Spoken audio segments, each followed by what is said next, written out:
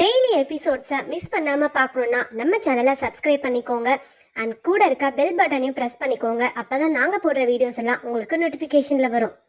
சர்வா சூர்யா இருவருக்கும் இருந்த மனக்கசப்பு நீங்கி மீண்டும் நண்பர்களாகி இருந்தனர்.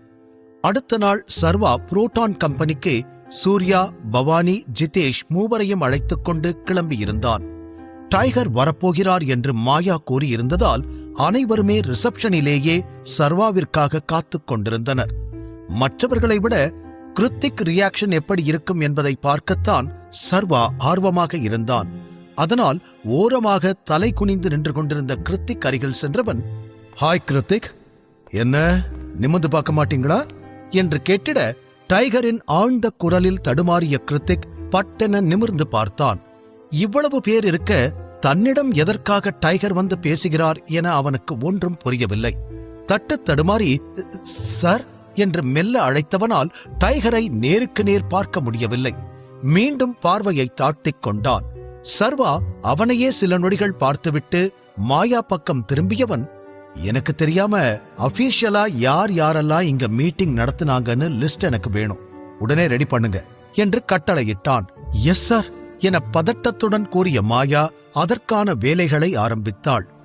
எப்போதும் சார் சார் என்று சர்வா பின்னாலேயே சுற்றிக் கொண்டிருந்தாலும் இன்று டைகராக வந்திருக்கும் அவனை பார்க்க மாயாவிற்கே பயமாகத்தான் இருந்தது. அங்கிருந்த அனைவரையும் மீண்டும் ஒருமுறை பார்த்த சர்வா அங்கு பிரத்யேகமாக விஐபிக்களுக்காக இருக்கும் லிப்டுக்குள் சென்றுவிட அவனுடனே மாயா, ஜிதேஷ், பவானி மற்றும் சூர்யா என அனைவரும் சென்று விட்டனர். உள்ளே வந்ததுமே தனது ஃபைலை சர்வாவிடம் நீட்டிய மாயா, "சார், இதுலதான் லிஸ்ட் இருக்கு" என்று கூறினாள். அதை வாங்கி சூர்யாவிடம் கொடுத்தவன், "நான் இல்லாதப்போ இவங்க எல்லாரையும் ஹையர் பண்ணது நீதான், அதனால அவங்களுக்கெல்லாம் என்ன பனிஷ்மெண்ட் கொடுக்கறதுன்னு நீதான் முடிவு பண்ணணும்.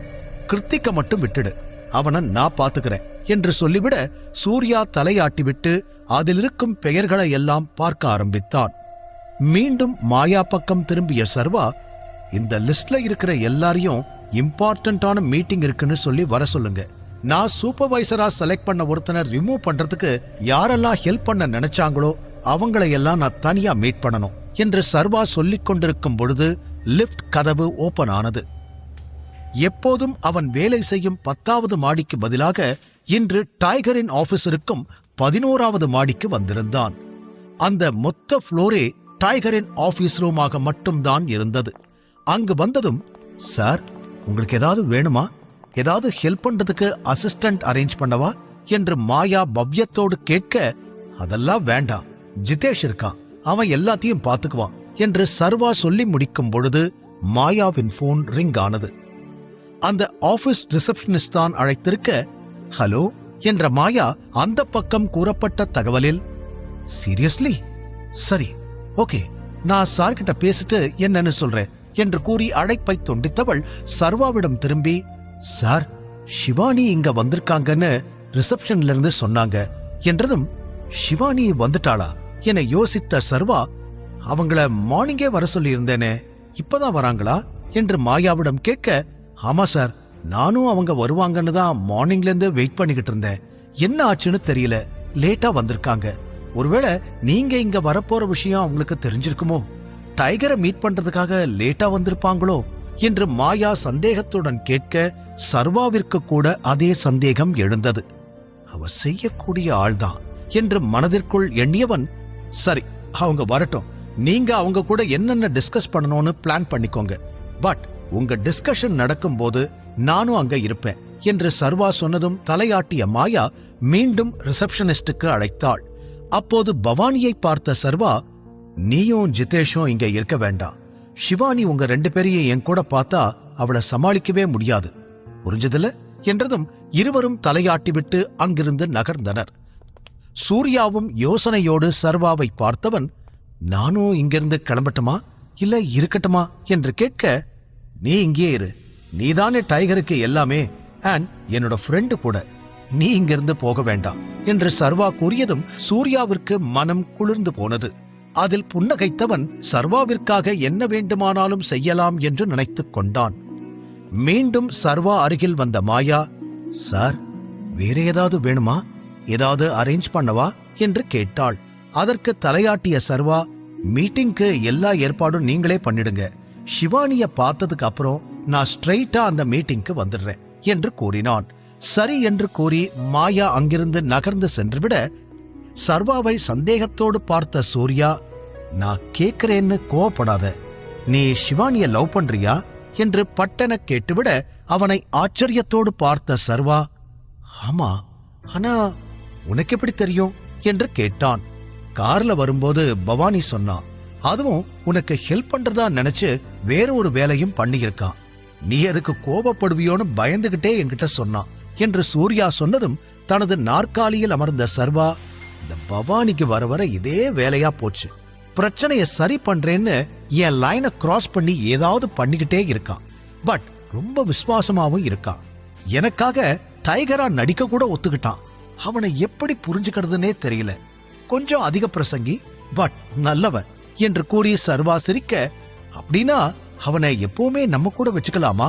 அவன் உனக்கு செஞ்ச ஹெல்ப்புக்கெல்லாம் நீயும் திருப்பி ஏதாவது செய்யணும் இல்ல என்று சூர்யா கேட்க, பதிலுக்கு எதுவும் செய்யணும்னு அவசியம் இல்ல. அவன் எப்பவும் நம்ம கூட தான் இருப்பான். அதுல மாற்றம் இல்ல. பட் இன்னொரு விஷயத்த நீ யோசிக்கணும். அவன் சூழ்நிலைய பொறுத்து ஏதாவது செஞ்சுக்கிட்டே இருக்கான். எல்லா நேரமும் அது எனக்கு சந்தோஷத்தை தருதான்னு கேட்டா டவுட் தான். அதனால அவனுக்கு நான் ஸ்பெஷல் ட்ரீட்மெண்ட் கொடுக்க போறதில்ல. அப்படியே இருக்கட்டும், பின்னாடி பாத்துக்கலாம் என்று சர்வா தெளிவாக கூற சூர்யாவிற்கும் அதுவே சரி என தோன்றியது. பிறகு தானும் சர்வா அருகில் இருக்கும் நாற்காலியில் அமர்ந்து கொள்ள அறையின் கதவு தட்டப்பட்டது. சர்வா கமன் என்று குரல் கொடுத்ததும் கதவை திறந்து கொண்டு உள்ளே நுழைந்த மாயா, சிவானி வந்திருக்காங்க என்று கூறினாள். உள்ளே வரும்படி சைகை செய்ய இருவரும் உள்ளே நுழைந்தனர். வந்ததுமே சர்வாவை பார்த்து சிரித்த சிவானி, குட் ஆஃப்டர்நூன் சார், நான் தான் சிவானி. உங்களுக்கு என்ன ஞாபகம் இருக்கும்னு நினைக்கிறேன். நாம அன்னைக்கு கிளப்ல டான்ஸ் என்று அவள் சொல்லிக்கொண்டே வர, எஸ் எஸ் எனக்கு ஞாபகம் இருக்கு, டோன்ட் வரி என்று பேச்சை பாதியோடு நிறுத்தினான். சர்வா இன்னும் மாஸ்க் அணிந்திருப்பதால் சிவானிக்கு தன்னை அடையாளம் தெரியாது என்று தைரியமாக இருந்தான். இல்ல, நீங்க என்ன மறந்திருப்பீங்கன்னு நினைச்சேன். உங்கள மாதிரி பெரிய ஆளுக்கு இந்த மாதிரி சின்ன சின்ன விஷயங்களை ஞாபகம் வச்சுக்கிட்டு இருக்க முடியாதுல்ல என்று சிவானி மெதுவாக கூற, அதற்கு மறுப்பாக தலையசைத்தவன், இட்ஸ் ஓகே, ப்ளீஸ் சிட் என்று நாற்காலியை நோக்கி கை காட்டினான்.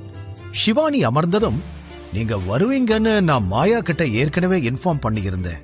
ஆனா ஏன் இவ்ளோ லேட்டா வந்திருக்கீங்க? எனி ரீசன் என்று அவன் கேட்க, அதற்கு ஆம் என்றவள், கொஞ்சம் பர்சனல் இஷ்யூஸ் இருந்துச்சு சார். மார்னிங் அதெல்லாம் சரி பண்ணிட்டு வரதுக்கு லேட் ஆயிடுச்சு. அதான் நான் என்னுடைய பயோடேட்டாவையும் கொண்டு வந்திருக்கேன் என்று சொல்லிக்கொண்டே தனது பையிலிருந்து ஃபைலை எடுத்து அவள் மேலே வைக்க, நான் இதை செக் பண்றேன் என்று அதை எடுத்துக்கொண்ட மாயா சர்வாவை பார்க்க, பயோடேட்டாலாம் தேவையில்லை, உங்களோட பொட்டன்ஷியல் என்னன்னு எங்களுக்கு நல்லா தெரியும். அண்ட் புரோட்டான்ல ஒரு எம்ப்ளாயியை ஹையர் பண்றதுக்கு முன்னாடி அவங்களோட பேக்ரவுண்ட ஃபுல்லா செக் பண்ணுவோம். உங்களை பத்தி செக் பண்ண வரைக்கும் எதுவும் தப்பான நியூஸ் கிடைக்கல. சோ உங்க மேல எங்களுக்கு நம்பிக்கை இருக்கு. அதை பொறுத்து உங்களுக்கு பொசிஷனை நாங்க பிளான் பண்ணி இருக்கோம் என்று சர்வா சொல்லி முடிக்க, மாயாவும் எஸ் சிவானி, எல்லாமே நாங்க ஆல்ரெடி பிளான் பண்ணிட்டோம் என்று கூறினாள். அதை கேட்ட சிவானி சிரித்துக்கொண்டு சர்வா மாயா இருவரையும் பார்த்து, தேங்க்யூ சோ மச் என்று கூற, சர்வாவின் பார்வை சிவானியின் முகத்தை விட்டு நகரவே இல்லை. அவளை ரசித்தபடியே அமர்ந்திருந்தான். சூர்யா அவன் கையில் இடித்ததற்கு பிறகு நிகழ்வுக்கு வந்தவன், கங்க்ராச்சுலேஷன்ஸ் சிவானி, நீங்க இந்த கம்பெனியோட சீனியர் மேனேஜர் என்று சொல்ல, அதை கேட்டதும் ஆச்சரியமடைந்த சிவானி, நான் சீனியர் மேனேஜரா? நீங்க என்ன சொல்றீங்க? ரியலி என்று நம்ப முடியாமல் கேட்டாள். அதற்கு மீண்டும் ஆம் என்று தலையாட்டியவன் மாயாவிடம், சிவானிக்கு எல்லாத்தையும் சொல்லிக் கொடுங்க, அண்ட் எனக்கும் சூர்யாவுக்கும் ஜூஸ் அனுப்பி வைங்க என்று கூறியதும் எழுந்து நின்ற மாயா, வாங்க சிவானி, நான் உங்களுக்கு கம்பெனி அண்ட் ஸ்டாஃப்ஸ் பத்தி எல்லாமே சொல்றேன், உங்களுக்கு அசிஸ்டன்ட் ரெடி பண்ணிடலாம் என்று சொல்ல, எழுந்து நின்ற சிவானி, அசிஸ்டண்டா என்று மீண்டும் ஆச்சரியப்பட்டாள். இவ்வளவு எளிதில் வேலை கிடைக்கும் என்பதே அவளுக்கு ஆச்சரியமாக இருக்க, அடுத்தடுத்து நடப்பதெல்லாம் கனவா நிஜமா என்னும் அளவிற்கு சந்தேகமே வந்துவிட்டது. எஸ் சிவானி, என் கூட வாங்க என்று மாயா மீண்டும் கூறி அவளை அழைத்துக் கொண்டு ஆபீஸ் ரூமிலிருந்து வெளியேற சிறிது நேரம் கழித்து ஜிதேஷ் டைகர் அறைக்கு ஜூஸ் பாட்டிலோடு வந்து சேர்ந்தான். ஜிதேஷின் பெயரை சொல்லவில்லை என்றாலும் அவனை வர சொல்வதற்காகத்தான் சர்வா ஜூஸ் கேட்கிறான் என மாயாவிற்கு புரிந்திருக்க அதற்கு ஏற்றபடியே ஜிதேஷை அங்கு அனுப்பி வைத்திருந்தாள். இங்கு சர்வா சூர்யா ஜிதேஷுடன் நிம்மதியாக ஜூஸ் குடித்துக் கொண்டிருக்க, இன்னொரு பக்கம் தீரஜ் என்ன செய்வது என்று தெரியாமல் குழம்பிப் போய் அமர்ந்திருந்தான். இல்லாத மூளையை கசக்கி பிழிந்து ஏதேதோ யோசனை செய்தவன் இறுதியாக அட்வர்டைஸ்மெண்ட் கம்பெனியை மீண்டும் சந்தித்து பேச முடிவெடுத்தான். என்னதான் அவர்கள் பணத்தை திருப்பிக் கொடுத்து விடுகிறோம் என்று கூறினாலும் அந்த பணத்தை வைத்து நிச்சயம் தனது கம்பெனியை காப்பாற்ற முடியாது என்று தீரஜுக்கு தெரியும். அதனால்தான் குறைந்தபட்சம் இதை பற்றி பேசி இன்னும் அதிகம் பணம் கேட்கலாம் என யோசித்தான். அதற்காக அட்வர்டைஸ்மெண்ட் கம்பெனிக்கு வந்திருந்தவன் லாபியில் காத்திருக்க, அங்கு வந்த அசிஸ்டன்ட் ஒருவர், நீங்க தானே தீரஜ் என்று கேட்க, எழுந்து நின்ற தீரஜ், போலாமா என்று கேட்க, இல்ல சார், இப்போ மீட்டிங் நடத்த முடியாது, சார் கொஞ்சம் பிஸியா இருக்காரு என்று அந்த அசிஸ்டன்ட் கூற, என்ன ஏற்கனவே ஷெட்யூல் பண்ண மீட்டிங் தானே, எதுக்காக இப்போ மாத்தி பேசுறீங்க என்று கேட்ட தீரஜ் பதட்டமானான். ஆமா சார், ஆனா சார் இப்ப முடியாதுன்னு சொல்லிட்டாரு, நீங்க வேணும்னா இங்க வெயிட் பண்ணலாம், இல்லனா நான் உங்களுக்கு மீட்டிங் எப்போன்னு சொல்லி அனுப்புறேன், பிகாஸ் சார் இன்னும் கொஞ்ச நாளைக்கு எந்த மீட்டிங்கும் அட்டெண்ட் பண்ண மாட்டேன்னு சொல்லி இருக்காரு என்று அந்த அசிஸ்டன்ட் சொல்லி முடித்ததும் கடும் கோபத்தோடு முறைத்து பார்த்த தீரஜ் எதுவும் பேசாமல் தனது சூட்கேஸை எடுத்துக்கொண்டு அங்கிருந்து கிளம்பிவிட்டான். இறுதியாக அவன் வைத்திருந்த ஒரு நம்பிக்கையும் உடைந்திருக்க, தீரஜுக்கு அடுத்து என்ன செய்வது என்று தெரியவில்லை. வித்யா ஸ்கின் கேர் வருவதற்கு முன்னர் வரை அவனது கம்பெனி நன்றாகத்தான் இயங்கிக் கொண்டிருந்தது. குறைந்தபட்சம் பிரியா சொன்னதையாவது கேட்டிருக்கலாம், இவ்வளவு பெரிய நஷ்டம் வந்திருக்காது என புரிந்தாலும் அதை ஏற்றுக்கொள்ளத்தான் அவனால் முடியவில்லை. இந்த நிமிடமும் எதையாவது செய்து அனைத்தையும் சரி செய்து விடலாம், தனது கம்பெனியை காப்பாற்றி விடலாம் என்று நம்பிக்கை அவனுக்கு இருந்தது. ஆகாஷ் மட்டும் இருந்திருந்தா எப்படியாவது எனக்கு ஹெல்ப் பண்ணி இருப்பான் என்று யோசிக்க, நீ அவனுக்கு ஹெல்ப் பண்ணியா என்று அவன் மனசாட்சியே திருப்பி கேட்க அதற்கு பதில் இல்லை. குறைந்தபட்சம் பிரவீனோடு சண்டை போடாமல் இருந்திருந்தால் அவனிடமாவது உதவி கேட்கலாம். இப்போது அதுவும் இல்லை என்ற நிலையில், ஏன் இல்ல, ஈகோ எல்லாம் ஓரமா வச்சுட்டு பிரவீன் கிட்ட ஹெல்ப் கேட்கறத தவிர வேற வழியே இல்ல என்று தனக்குத்தானே சொல்லிக் கொண்டான். நிச்சயம் பிரவீனால் மட்டுமே இந்த நொடி அவனுக்கு உதவ முடியும் என தீரஜுக்கே நன்றாக தெரியும். ஆனால் அவன் பதிலுக்கு வேதிகாவை திருமணம் செய்து கொள்ள உதவி செய்ய சொல்வான். அதில் தீரஜுக்கு எந்த பிரச்சனையும் இல்லை. எப்படியாவது வேதிகாவை வீட்டை விட்டு அனுப்பத்தான் அவனும் காத்து கொண்டிருக்கிறான். பிரவீனுக்கு ஹெல்ப் பண்ணா அவன் எனக்கு ஹெல்ப் பண்ணுவான், அப்போ அவனுக்கு ஹெல்ப் பண்றதுல எந்த தப்பும் இல்ல. சர்வா விஷயத்துல பண்ண மாதிரியே மறுபடியும் ட்ரக் ஏதாவது கொடுத்து வேதிகாவை பிரவீன் கூட சேர்த்து வைக்கிறது ஒன்னும் அவ்வளோ பெரிய விஷயம் இல்ல என்று தன்னுடைய பழைய ட்ரிக்கை மீண்டும் பயன்படுத்தும் அளவிற்கு சிந்தித்து விட்டான் தீரஜ். எஸ், அதுதான் ஒர்க் அவுட் ஆகும். முன்னாடி மாதிரியே தாத்தாவை கூட்டிட்டு வந்து அவர் முன்னாடி இவங்க 2 பேரும் ஒன்னா இருந்த மாதிரி காமிச்சா போதும், மத்ததெல்லாம் தானா நடக்கும் என்று அவன் திட்டத்திற்கு மேல் திட்டம் போட்டுக் கொண்டிருக்க, கேபின் கதவு தட்டும் சத்தம் கேட்டது. வழக்கம் போல பிரியாதான் வந்திருப்பாள் என எரிச்சலுடன் அவன் கமன் என்று சொன்னதும் கதவு திறக்கப்பட்டது. மெதுவாக நிமிர்ந்து பார்த்த தீரஜின் கண்கள் ஆச்சரியத்தில் விரிந்தது. உள்ளே வந்தது யார்?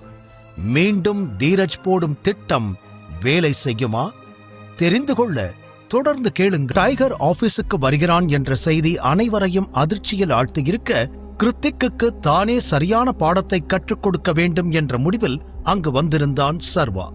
ஷிவானியும் அப்போது இன்டர்வியூக்கு வர அவளுக்கு சீனியர் மேனேஜர் பொசிஷனை எந்தவித நிபந்தனையும் இன்றி வாரி வழங்கியிருந்தான். அடுத்ததாக புரோட்டான் கம்பெனியில் அவனுக்கு எதிராக செயல்பட இருந்த நபர்களோடு மீட்டிங்கும் ஏற்பாடு செய்யப்பட்டிருந்தது. இன்னொரு புறம் சரிந்து விழுந்து கிடக்கும் தனது கம்பெனியை காப்பாற்றுவதற்கு திட்டம் தீட்டிக் கொண்டிருந்தான் தீரஜ். எப்படியாவது வேதிகாவை பிரவீனுக்கு திருமணம் செய்துவிட்டால் பிரவீன் தனக்கு அனைத்து உதவிகளும் செய்வான் என்று அவன் கணக்கு போட்டுக் கொண்டிருந்த நேரம் அறையின் கதவு திறக்கப்பட தீரஜ் கண்கள் ஆச்சரியத்தில் விரிந்தது. தாத்தா, நீங்க என்ற அதிர்ச்சியோடு அவன் எழுந்து நிற்க, என்ன நடக்குது தீரஜ்? இது என்ன கம்பெனியா இல்ல சர்க்கஸா? உன் இஷ்டத்துக்கு என்னென்னமோ பண்ணிக்கிட்டு இருக்க என்று கோபமாக கேட்டுக்கொண்டே உள்ளே நுழைந்தார் அதியமான். பெருமூச்சுடன் பார்வையை தாழ்த்திக் கொண்டவன், தாத்தா, நான் எல்லாத்தையும் சரி பண்ணிட்டேன், நீங்க கவலைப்படாதீங்க என்று தடுமாறிக்கொண்டே கூறினான். நான் இத உன்கிட்ட இருந்து எதிர்பார்க்கவே இல்லை. சத்தியமா சொல்றேன், நீ இப்படி ஒரு வேலை செய்வேன்னு நான் நினைச்சு கூட பார்க்கல என்று அவர் தனது அதிருப்தியை வெளிப்படுத்த அவரது குரலிலேயே கோபம் அப்பட்டமாக தெரிந்தது. வாய் பேசாமல் அமைதியாக நின்றான். எப்ப பாரு நான் தான் பெரிய லீடர், எல்லாத்தையும் நான் சரியா பண்ணிடுவேன்னு வாய்க்கு வாய் சொல்லிக்கிட்டே இருப்பேன். இப்ப என்னாச்சு? இவ்வளோ பெரிய தப்ப நீ எப்படி பண்ணுன? லீடர்னு ஒருத்தன் இல்லைனா கூட இந்த கம்பெனி நல்ல நிலைமையில தான் இருந்திருக்கும். ஆனா உன்கிட்ட இந்த பொறுப்பை கொடுத்து நான் பெரிய தப்பு பண்ணிட்டேன். வேதிகா சொன்னதை நான் கேட்டிருக்கணும், கேட்காம விட்டதுதான் தப்பு. இந்த கம்பெனிய திவாலாகிற நிலைமைக்கு நீ கொண்டு வந்து விட்டுட்ட. பேங்க்ல கம்பெனி அக்கவுண்ட்ல பணம் இல்ல. அவ்வளோ பணத்தை செலவு பண்றதுக்கு முன்னாடி ஒரு நிமிஷம் கூட நீ யோசிக்கவே இல்லையா? நீ என்ன முட்டாளா என்று கேட்டுக்கொண்டே சென்ற அதியமான் கோபத்தின் உச்சியில் இருந்தார். தீரஜ் கம்பெனி மட்டுமல்லாமல் வேதிகாவிற்கு கீழ் இயங்கும் கம்பெனியின் பணத்தையும் அல்லவா அவன் எடுத்து செலவு செய்திருக்கிறான். 2 கம்பெனியின் நிலைமையையும் மோசமாக்கி விட்டான் என்ற கோபம் அதியமானை கொந்தளிக்க வைத்திருந்தது. தீரஜுக்கும் அது புரிந்திட, தாத்தா, அது எல்லாமே தப்புதான், எனக்கு கொஞ்சம் டைம் கொடுங்க என்று அவன் சொல்லி முடிப்பதற்குள், இல்ல, இதுக்கு மேல உன்னை நம்பி கம்பெனியை இழுத்து மூட நான் தயாரா இல்ல. உன்னை இந்த பொசிஷன்ல இருந்து ரிமூவ் பண்ணலான்னு முடிவு பண்ணிட்டேன். இதுக்கப்புறம் இங்க முடிவெடுக்கிறதுக்கு உனக்கு ரைட்ஸ் இல்ல. கம்பெனி விஷயத்துல தலையிட கூட உனக்கு இனிமே எந்த உரிமையும் இல்ல என்று அதியமான் தெளிவாக கூறிவிட அதில் அதிர்ந்து போனான் தீரஜ். மொத்த உலகமும் நொறுங்கிப் போனது போல அதிர்ச்சி அவன் கண்களில் அப்பட்டமாக தெரிந்தது. இருந்தும் அதை பொருட்படுத்தாத அதியமான் கேபினிலிருந்து வெளியேறிவிட்டார். போகும் அவரையே பார்த்து கொண்டிருந்த தீரஜின் மூளை வேலை செய்வதையே நிறுத்திவிட்டது. இங்கு அதியமான் கோபத்தில் தீரஜை அவனது பதவியிலிருந்து தூக்கி இருக்க, இன்னொரு புறம் ஆதிசேஷன் வீட்டில் பெரும் குழப்பத்தில் இருந்தான் அர்ஜுன். வீட்டிற்கு வந்ததும் ஆதிசேஷன் டைகரை பற்றியும் அவனது அப்பா பற்றியும் தனக்கு தெரிந்த பல விஷயங்களை அவனிடம் கூறியிருந்தார். ராஜன் பற்றி அறிந்து கொண்ட அர்ஜுனுக்கு பெரிய குழப்பம் ஏற்பட்டிருந்தது. ஒரு விஷயத்தை மட்டும் அவனால் புரிந்து கொள்ளவே முடியவில்லை. டைகருடைய உண்மையான பெயரும் தன்னோடு ஜிம்முக்கு வரும் சர்வாவின் பெயரும் ஏன் ஒரே போல இருக்கிறது என்று அர்ஜுனால் யோசிக்க கூட முடியவில்லை. அப்படி ஒரு சந்தேகத்திற்கு கூட இடம் கொடுக்க கூடாது என்றுதான் அவன் மனம் அடித்துக் கூறியது. இருந்தும் ஏதோ ஒரு நெருடல். நான் ஏன் இப்படியெல்லாம் யோசிச்சுக்கிட்டு இருக்கேன்? டைகருக்கும் சர்வாவுக்கும் எந்த சிமிலாரிட்டியும் இல்ல. ஆனா ஏதோ ஒண்ணு இடிச்சுக்கிட்டே இருக்கே, ஏன் இப்படியெல்லாம் தோணுது என்று மீண்டும் மீண்டும் சிந்தித்தவனுக்கு டைகர் பற்றிய உண்மைகளையெல்லாம் தெரிந்து கொள்ளாமல் இந்த குழப்பத்திற்கு முடிவு கிடைக்காது என்பது புரிந்தது. உடனே தன்னுடைய ஆள் பத்ரியை அழைத்தான். ஓடிவந்த பத்ரி, எஸ் பாஸ் என்று அவன் முன்னால் வந்து நிற்க, நான் வெளியே கிளம்பணும், சிவானி கிட்ட பேசியே ஆகணும் என்று கூறினான். ஓகே பாஸ் என்று கூறிய பத்ரி அங்கிருந்து வெளியில் வந்து போனில் யாருக்கோ அழைத்தான். ஆதிசேஷனிடம் இன்னமும் ராஜனின் DNA சாம்பிள் இருந்தது. அதனால் சர்வாவின் DNA சாம்பிளை எடுத்துவிட்டால் இரண்டையும் டெஸ்ட் செய்து சர்வாவிற்கும் ராஜனுக்கும் சம்பந்தம் இருக்கிறதா என்பதை கண்டுபிடித்து விடலாம் என்பதுதான் அர்ஜுனின் திட்டம். இதில் சிவானியால் மட்டும்தான் உதவி செய்ய முடியும் என்று யோசித்தவன் நேரடியாக கேட்டால் அவள் உதவ மாட்டாள் என புரிந்து கொண்டு அதற்கு இன்னொரு திட்டத்தையும் தீட்டியிருந்தான். இங்கு சிவானியை சந்திக்க அர்ஜுன் முடிவு செய்திருக்க, இன்னொரு புறம் புரோட்டான் கம்பெனியில் மீட்டிங் ஆரம்பித்திருந்தது. அனைத்து எக்ஸிகியூட்டிவ்களும் டைகரை முதல் முறையாக பார்ப்பதில் பதட்டத்துடனே அமர்ந்திருந்தனர். இப்படி ஒரு நாள் டைகர் ஆபீஸுக்கு வருவான் என யாரும் எதிர்பார்க்கவில்லை போல. திடீர்னு எதுக்காக டைகர் மீட்டிங் அரேஞ்ச் பண்ணிருக்காரு என்று ஒருவர் பதட்டத்துடன் கேட்க, யோசனையோடு அமர்ந்திருந்த கிருத்திக், எனக்கு ஒண்ணுமே புரியல, அவர் கடந்த 10 வருஷத்துல இந்த கம்பெனிக்கு வந்ததே இல்லைன்னு எல்லாரும் சொன்னாங்க, இப்ப எப்படி திடீர்னு வந்தாரு? அப்படின்னா கண்டிப்பா இதுக்கு பின்னாடி ஏதாவது ரீசன் இருக்கணும் என்று அவன் கூற, நாம சர்வாவை சூப்பர்வைசர் பொசிஷன்ல இருந்து தூக்கிறதுக்காக பிளான் பண்ணிக்கிட்டு இருந்தோம். டைகர் அதுக்காக இங்க வந்திருப்பாரோ? நான் ஏன் இப்படி சொல்றேன்னா, சர்வாவை இந்த வேலையில போட்டதே அவர்தான் என்று இன்னொருவர் கேட்க, உடனே இல்லை என்பது போல தலையாட்டிய கிருத்திக், அதுக்கெல்லாம் வாய்ப்பே இல்லை. சர்வா ஒன்னும் அவ்வளோ பெரிய ஆள் கிடையாது. டைகர் அவரே நேர்ல வந்து அவனுக்கு உதவி பண்றதுக்கு. அவன் ஒரு சாதாரண டெலிவரி பாய். அவனுக்கு பின்னாடி எந்த பேக்ரவுண்டும் இல்ல. பட் டைகர் இந்த உலகத்திலேயே ரிச்சஸ்ட் பிசினஸ் மேன்ல ஒருத்தர். அவர் எப்படி சர்வாவுக்கு சப்போர்ட் பண்ணுவாரு என்று ஆணித்தரமாக அடித்து கூறினான் கிருத்திக். அதை எப்படி இவ்வளவு உறுதியா சொல்றீங்க கிருத்திக் என்று பின்னால் இருந்து ஒரு ஆழ்ந்த குரல் கேட்க, கிருத்திக் மற்றும் அவனோடு பேசிக் கொண்டிருந்த அனைவருமே அதிர்ந்து போய் திரும்பி பார்த்தனர். டைகராக இருக்கும் சர்வாதான் அவர்கள் பேசுவதை கேட்டுக்கொண்டே சூர்யா மற்றும் மாயாவோடு உள்ளே நுழைந்திருக்க, good afternoon sir, good afternoon என்று அனைத்து எக்ஸிகியூட்டிவ்களும் நடுங்கிக் கொண்டே கூறினர். ஒருமுறை அனைவரையும் பார்த்த சர்வா தனது சேரில் சென்று அமர்ந்து கொள்ள அடுத்தடுத்து இருந்த நாற்காலியில் மாயா மற்றும் சூர்யா அமர்ந்தனர். சர்வா அனைவரையும் பார்த்து கொண்டு எதுவும் பேசாமல் இருக்க, உங்களை இப்படி நேர்ல மீட் பண்ணுவோன்னு நாங்க நினைச்சு கூட பார்க்கல சார் என்று மெதுவாக பயத்தை மறைத்துக் கொண்டு ஒருவர் கூறிட, அவரை நிமிர்ந்து பார்த்த சர்வா, நானுமே இப்படி ஒரு நாள் வரும்னு எதிர்பார்க்கவே இல்லை. உங்க எல்லாரையும் ஒரு முறை சும்மா பார்த்துட்டு போலான்னு தான் நினைச்சேன். பட் இப்போ என்று பேசிக்கொண்டே வந்த சர்வா பேச்சை பாதியோடு நிறுத்திவிட, அங்கிருந்த அனைவரது முகமும் மாறியது. சர்வா என்ன சொல்ல போகிறான், செய்ய போகிறான் என்று அவர்களால் யோசிக்க கூட முடியவில்லை. மற்ற கம்பெனிகளைப் போல இது ஷேர்ஸ் மூலம் இயங்கும் கம்பெனி அல்ல. முழுக்க முழுக்க டைகருக்கு மட்டுமே சொந்தமான கம்பெனி. எனவே டைகர் என்ன முடிவு எடுத்தாலும் அதை எதிர்க்கும் உரிமை அங்கு யாருக்குமே இல்லை என்ற நிலையில்தான் அவர்கள் வேலை செய்து கொண்டு இருந்தனர்.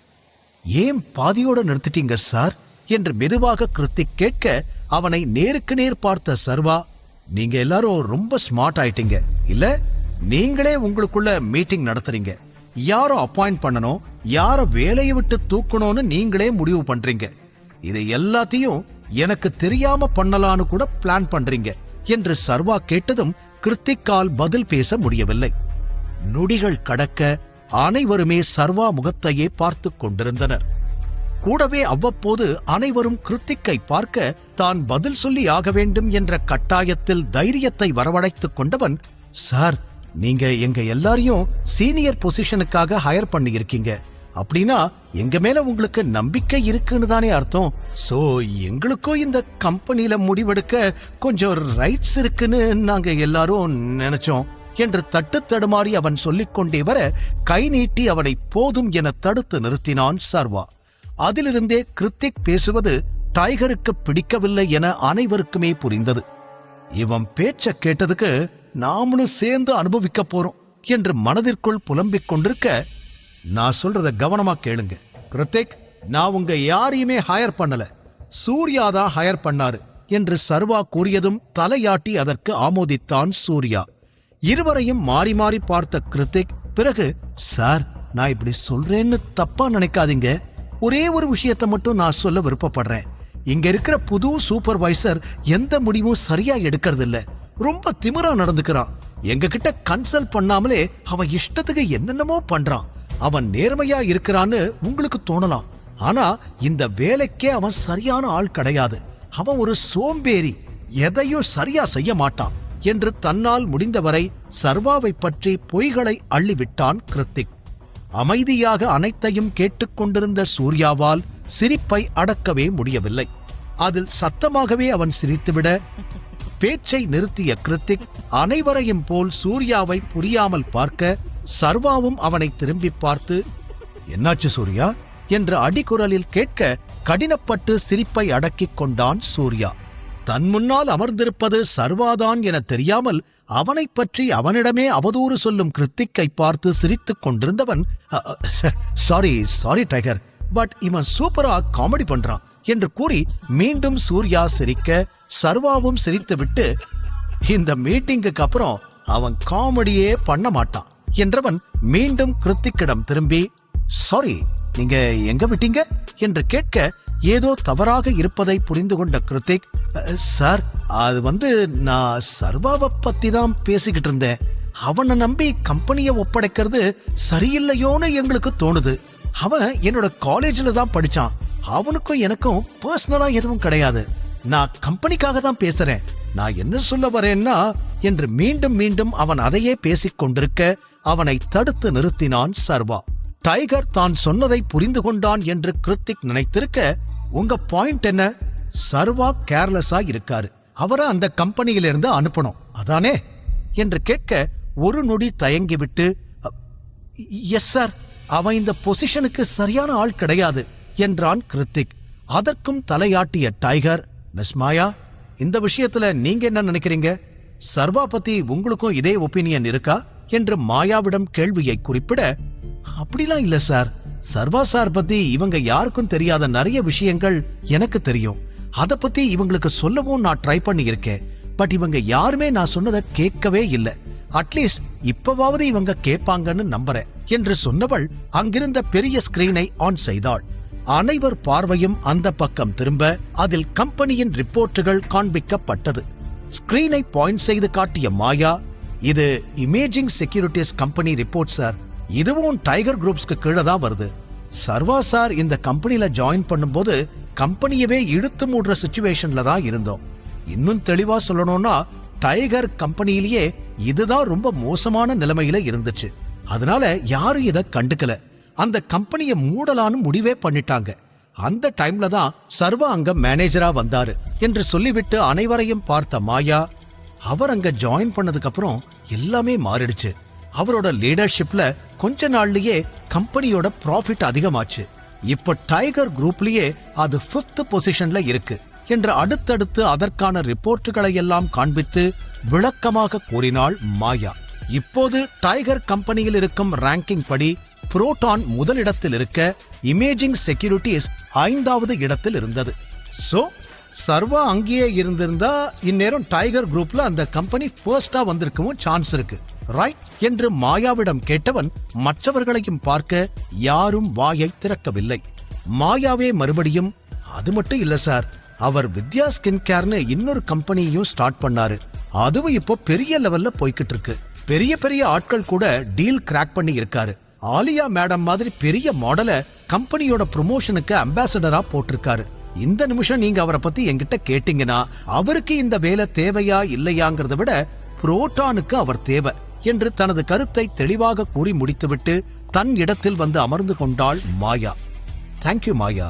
சூர்யா, உங்களுக்கு சர்வா பத்தி என்ன ஒப்பீனியன் இருக்குன்னு தெரிஞ்சுக்கலாமா என்று அடுத்ததாக கேள்வியை சூர்யா பக்கம் திருப்ப, சேரில் சாய்ந்து அமர்ந்த சூர்யா, என்ன பொறுத்த வரைக்கும் இங்க இருக்கிற எல்லாரையும் விட சர்வா ரொம்ப இன்டெலிஜென்ட், அவ்வளவுதான் என்று ஒற்றை வரியில் தனது பதிலை முடித்து விட்டான். அதற்கும் தலையாட்டிய சர்வா, சோ உங்க எல்லாருக்கும் சர்வாவை பத்தி புரிஞ்சிருக்கும்னு நினைக்கிறேன். அண்ட் உங்க எல்லாருக்கும் கடைசியா ஒரே ஒரு சான்ஸ் கொடுக்கறேன். இதுக்கப்புறம் யாராவது எனக்கு பின்னாடி இந்த மாதிரி ஏதாவது பண்ணீங்கன்னா இங்க மட்டும் இல்ல, எங்கேயுமே வேலை செய்ய முடியாத மாதிரி பண்ணிடுவேன் என்று பொதுவாக அனைவருக்கும் எச்சரிக்கை கொடுத்தவன். அண்ட் மிஸ்டர் கிருத்திக், இது எல்லாத்துக்கும் பின்னாடி நீங்க தான் இருந்தீங்கன்னு எனக்கு நல்லா தெரியும். அதுக்கு நீங்க பதில் சொல்லியே ஆகணும் என்று நிறுத்த கிருத்திக் திகைத்தான். டைகர் கிருத்திக்கிற்கு என்ன பனிஷ்மெண்ட் தரப்போகிறான் தெரிந்து கொள்ள தொடர்ந்து கேளுங்கள். புரோட்டான் கம்பெனியின் எக்ஸிகியூட்டிவ்ஸ்களுடன் ஆரம்பித்த மீட்டிங் ஒரு வழியாக முடிவுக்கு வந்திருந்தது. தன்னால் முடிந்தவரை சர்வா சூப்பர்வைசர் வேலைக்கு தகுதி இல்லாதவன் என நிரூபித்து எப்படியாவது அவனை வெளியில் அனுப்ப வேண்டும் என அனைத்து முயற்சிகளையும் கிருத்திக் செய்துவிட்டான். ஆனால் இறுதியில் சர்வாவை அவனால் ஒன்றுமே செய்ய முடியவில்லை. சர்வாவை கம்பெனியை விட்டு அனுப்ப வேண்டும் என திட்டமிட்ட அனைவரையுமே டைகராக இருக்கும் சர்வா மன்னித்து விட்டான். ஆனால் கிருத்திக்கை மட்டும் பார்த்தவன், இது எல்லாத்துக்கும் பின்னாடி நீங்க தான் இருந்தீங்கன்னு எனக்கு நல்லா தெரியும் என்று கூறிவிட்டு, மாயா என்று டைகர் அழைக்க வேகமாக அவன் அருகில் நகர்ந்து வந்தாள் மாயா. எனக்கு எந்தெந்த கம்பெனிஸ் எல்லாம் நம்ம குரூப்ல ரொம்ப மோசமான நிலைமையில இருக்குன்னு டீடைல்ஸ் வேணும். அதுல ஒரு கம்பெனில கிருத்திக்க அசைன் பண்ணுங்க. அந்த கம்பெனியை எப்படியாவது கிருத்திக் மேல கொண்டு வந்தே ஆகணும். கிளியரா சொல்லணும்னா அந்த கம்பெனி டைகர் குரூப்ல டாப் ரேங்கிங்க்கு வரணும். இமேஜிங் செக்யூரிட்டிஸை எந்த அளவுக்கு வளர்ச்சியா சர்வா கொண்டு வந்தானோ அதே அளவுக்கு கிருத்திக் கொண்டு வரணும். அப்படி இல்ல என்று சொல்லிக்கொண்டே வந்த சர்வா பாதியோடு நிறுத்திவிட்டு கிருத்திக்கை பார்த்தவன், உங்களை வேலையை விட்டு தூக்க வேண்டி வரும் என்று சொல்லி முடித்ததும் அதிர்ந்து போனான் கிருத்திக். சர்வா சொன்னதற்கு அவன் பதில் சொல்லும் முன்னரே இமேஜிங் செக்யூரிட்டிஸ் இப்போ 5th ரேங்க்ல இருக்கு. சோ இத பண்றதுக்கு சர்வாவுக்கு எவ்வளவு டைம் எடுத்துச்சோ அதே அளவுக்கு டைமை கிருத்திக்குக்கும் நான் கொடுக்க போறேன். அந்த டைம் முடியும் போது நான் இப்ப கொடுக்க போற கம்பெனி இதே 5th ரேங்க்குக்கு வரணும். அண்ட் கிருத்திக், தேவையில்லாம ட்ரிக் எதுவும் பிளான் பண்ண வேண்டாம். நாங்க எல்லாரும் நீங்க என்ன பண்றீங்கன்னு பார்த்துக்கிட்டு தான் இருப்போம். ஒருவேளை உங்களுக்கு இந்த சேலஞ்ச் பண்றதுல விருப்பம் இல்லைனா நீங்க வேலையை விட்டு போகலாம். அப்படி இல்லைனா இன்னொரு ஆப்ஷன் கூட இருக்கு என்று சர்வா ஒரு நொடி நிறுத்திவிட்டு எல்லார் முன்னாடியும் சர்வா கால்ல விழுந்து மன்னிப்பு கேட்கணும். இதுல எந்த ஆப்ஷனை நீங்க சூஸ் பண்ணாலும் எனக்கு எந்த பிரச்சனையும் இல்லை என்று சொல்லி முடித்ததும் இன்னும் அதிர்ந்து போனான் கிருத்திக். டைகரை நேருக்கு நேர் பார்க்கவே தைரியம் இல்லாதவன் எப்படி எதிர்த்து பேசுவான்? எப்படியாவது சர்வாவை வேலையை விட்டு அனுப்பிவிடலாம் என்று அவன் போட்டிருந்த திட்டம் அனைத்தும் அவனுக்கு எதிராகவே திரும்பி இருக்க, இந்த பக்கம் மாயா, கம்பெனி டீடைல்ஸ் எல்லாம் உங்களுக்கு சீக்கிரமா சென்ட் பண்றேன் சார் என்று கூறினாள்.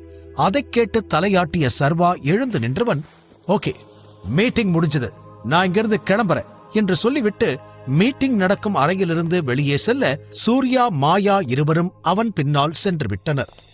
இன்னும் கூட அதிர்ச்சியிலிருந்து வெளிவராத கிருத்திக் அப்படியே இருக்க, எக்ஸிகியூட்டிவ்ஸ் அனைவரும் ஒருவர் பின் ஒருவராக அங்கிருந்து கிளம்பும் பொழுது அவனை முறைத்துவிட்டே கிளம்பினர். நான் அப்பவே சொன்னேன், இந்த கிருத்திக்க நம்ப வேண்டான்னு. யாராவது கேட்டீங்களா?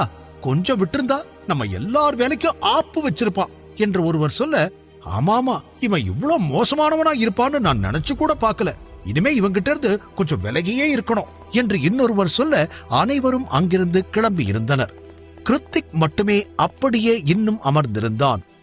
சர்வா ஒரு சாதாரண டெலிவரி பாய். அவனுக்கு பிசினஸ் அறிவெல்லாம் இருக்கவே இருக்காது என தான் போட்ட கணக்கு மொத்தமாக தவிடுபொடியானதை அவனால் ஏற்றுக்கொள்ளவே முடியவில்லை.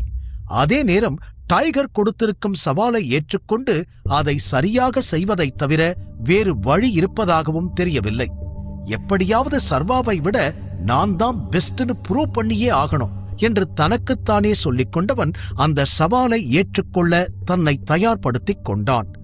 என்ன ஆனாலும் சர்வாவிடம் அவனால் மன்னிப்பு கேட்பதை பற்றி சிந்திக்க கூட முடியாது. இந்த நொடி வரை அவனை பொறுத்தவரை சர்வா அவன் காலுக்கு கீழே இருக்கும் தூசிக்கு சமம். அப்படி இருக்க மன்னிப்பு கேட்பதை அவமானமாக நினைத்தான். கூடவே எப்படி இந்த சவாலில் ஜெயிக்கலாம் என்று அவன் யோசித்துக் கொண்டிருக்க, இந்த பக்கம் மாயா, சூர்யா, சர்வா மூவரும் லிப்டுக்குள் நுழைந்திருந்தனர். மாயா 11வது மாடிக்கு செல்லும் பட்டனை அழுத்திவிட்டு சர்வா பக்கம் திரும்பி, சார், நீங்க நாளைக்கும் ஆபீஸ் வரப்போறீங்களா என்று கேட்டாள். அதற்கு இல்லை என்பது போல தலையாட்டியவன், நாளைக்கு சூர்யா கூட வெளியில போக வேண்டிய வேலை இருக்கு, சோ நான் வரமாட்டேன் என்றவன், சிவானி இங்கிருந்து கிளம்பிட்டாங்களா இல்ல இன்னும் ஆபீஸ்ல தான் இருக்காங்களா என்று கேட்க, அவங்க கிளம்பிட்டாங்க சார், நாளைக்கு வேலையில ஜாயின் பண்றதா சொல்லிருக்காங்க என்று மாயா சொன்னதும் தலையாட்டி அதை கேட்டுக்கொண்டான் சர்வா. சரியாக அப்போது லிப்டும் 11வது ஃப்ளோருக்கு வந்திருக்க மூவரும் லிப்டை விட்டு வெளியில் வந்தனர். உள்ளே நுழைந்ததும் சர்வா, வந்த வேலை முடிஞ்சிருச்சுன்னு நினைக்கிறேன், நான் கிளம்பட்டுமா என்று கேட்க, தயங்கிக் கொண்டே அவனை பார்த்து மாயா, சார், இன்னொரு மீட்டிங் இருக்கு, மூர்த்தின்னு ஒருத்தர் கூட. ஆக்சுவலா கிருத்திக் தான் அந்த மீட்டிங் நடத்த வேண்டி இருந்துச்சு. இப்போ சிவானி மேடம் அந்த பொசிஷனுக்கு வந்துட்டாங்க. பட் அவங்க நாளைக்கு தான் வருவாங்க. சோ நீங்க இன்னைக்கு இருக்கிறதால அந்த மீட்டிங்க இன்னைக்கு ஸ்கெட்யூல் பண்ணேன். பட் நோ ப்ராப்ளம், நீங்க கிளம்புறதுனா கிளம்புங்க, நான் அந்த மீட்டிங்க கேன்சல் பண்ணிடுறேன் என்று அவள் சொல்லி முடிக்க, ஒரு நிமிஷம், என்ன பேர் சொன்னீங்க? அந்த பேரை எங்கேயோ கேட்ட மாதிரி இருக்கே என்று சர்வா கூறியதும், மூர்த்தி சார், அவர் பேர் மூர்த்தின்னு தான் சொன்னாங்க என்றதும் அந்த பெயரை மீண்டும் சொல்லி பார்த்தவன், மூர்த்தி, அவர் என்ன பண்றாரு, எதுக்காக இந்த மீட்டிங் என்று கேட்க, அதுவா சார், அவர் ஒரு டெலிவரி கம்பெனியோட ஓனர், நம்ம கம்பெனி கூட டைப் வச்சுக்கிறதுக்காக போயிருந்தாரு. அதான் அதுக்கு ஆப்ஷன்ஸ் இருக்கான்னு செக் பண்ண ஒரு மீட்டிங் அரேஞ்ச் பண்ணியிருந்தேன் என்று அவள் சொல்லி முடிக்க, சில நொடிகள் யோசித்த சர்வா தனது முன்னாள் கம்பெனியான டெலிவரி கம்பெனியின் பெயரைச் சொல்லி, அந்த கம்பெனியா என்று கேட்க, ஆமா சார், உங்களுக்கு தெரியுமா என ஆச்சரியமாக மாயா கேட்க, என்னாச்சு சர்வா, ஏன் இவ்ளோ கேள்வி கேட்கிற என்றான் சூர்யா. சர்வாவின் முகத்தில் இருக்கும் ரியாக்ஷன்கள் மாறுவதை அவனும் பார்த்து கொண்டுதான் இருந்தான். ஒன்னில்ல என்று கூறிய சர்வா தனது நாற்காலியில் அமர்ந்து, நீங்க சொல்ற அந்த ஆளை எனக்கு நல்லா தெரியும். இன்னும் கிளியரா சொல்லணும்னா ஒரு காலத்துல அவன் எனக்கு பாஸா இருந்தான் என்று சொல்லி மீண்டும் சிரித்த சர்வா, ஆனா அந்த ராஸ்கல் என்னோட கடைசி சேலரிய கொடுக்க மாட்டேன்னு சொல்லி ஆளை வச்சு அடிக்க ட்ரை பண்ணான் தெரியுமா? நல்ல வேளை நான் எப்படியோ அன்னைக்கு சண்டை போட்டு என் பணத்தை எல்லாம் வாங்கிட்டேன், இல்லனா மொத்தமா ஸ்வாகா பண்ணி இருப்பான் என்று சர்வா சிரிப்புடனே கூறி முடிக்க, பணமா? எவ்வளவு பணம் என்றான் சூர்யா. சரியா ஞாபகம் இல்ல, ஒரு 20-25,000 இருக்கும். அது கம்மியா இருந்தாலும் நான் கஷ்டப்பட்டு உழைச்ச பணம், அதை கொடுக்க மாட்டேன்னு சொல்ல அவனுக்கு என்ன ரைட்ஸ் இருக்கு என்று கோபத்துடன் சொன்னவன், உனக்கு இன்னொரு விஷயம் தெரியுமா? அந்த ஆகாஷ் ஞாபகம் இருக்கா? ஒன்ஸ் அவன் கம்பெனிய கூட நம்ம மொத்தமா புடுங்கணுமே, அவனுக்கும் இந்த மூர்த்திக்கும் கனெக்ஷன் இருந்துச்சு. அவங்க 2 பேரும் ஃப்ரெண்ட்ஸ் என்று சர்வா அடுத்தடுத்து கூற, அப்படியா? அப்ப இவன் எப்படிப்பட்டவனா இருப்பான்னு இதுக்கு மேல நீ விளக்கமா சொல்ல வேண்டிய அவசியம் இல்ல, கண்டிப்பா மோசமானவனாதான் இருப்பான் என்று கூறி எதிரில் இருந்த நாற்காலியில் அமர்ந்த சூர்யா, இப்போ உன்னோட கம்பெனி கிட்டயே டைப் வச்சுக்கிறதுக்கு வரான். நீ என்ன சொல்ல போற? ஏதாவது பிளான் இருக்கா என்று சூர்யா கேட்க, அவன் வரட்டும், என்ன சொல்றான்னு பாப்போம், அப்புறம் எதா இருந்தாலும் முடிவு பண்ணலாம் என்று சர்வா கூற, ஓகே சார், ஆனா அந்த மீட்டிங்குக்கு இன்னும் டைம் இருக்கு. நீங்க ஏதாவது சாப்பிடுறீங்களா? ஸ்நாக்ஸ் இல்ல கூல்ட்ரிங்க்ஸ் ஏதாவது கொடுத்து அனுப்புவா என்று மாயா கேட்க, எஸ், உங்களுக்கு தான் தெரியுமே நான் எப்ப என்ன சாப்பிடுவேன்னு, சோ அதுக்கேத்த மாதிரி அரேஞ்ச் பண்ணிடுங்க. சூர்யா கிட்ட அவனுக்கு என்ன வேணும்னு கேட்டுட்டு அதுவும் ஆர்டர் பண்ணிடுங்க. அப்புறம் சொல்ல மறந்துட்டேன், பவானி ஜிதேஷ்க்கும் என்ன வேணும்னு கேளுங்க, அவங்களும் இன்னும் எதுவும் சாப்பிட்டிருக்க மாட்டாங்க என்று சர்வா சொல்லி முடித்ததும், சூர்யா சார், உங்களுக்கு என்ன ஆர்டர் பண்ணட்டும் என்று கேட்டாள் மாயா.